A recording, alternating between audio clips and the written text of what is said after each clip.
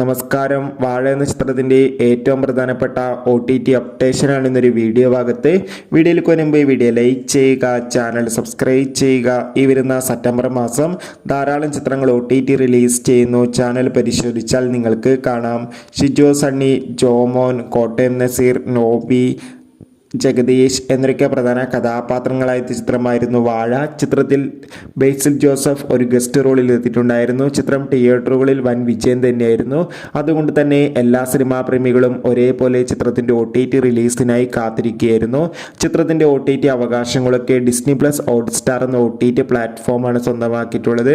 അതോടുകൂടി വാഴ എന്ന ചിത്രത്തിൻ്റെ സാറ്റലൈറ്റ് അവകാശങ്ങൾ ഏഷ്യാനെറ്റുമാണ്.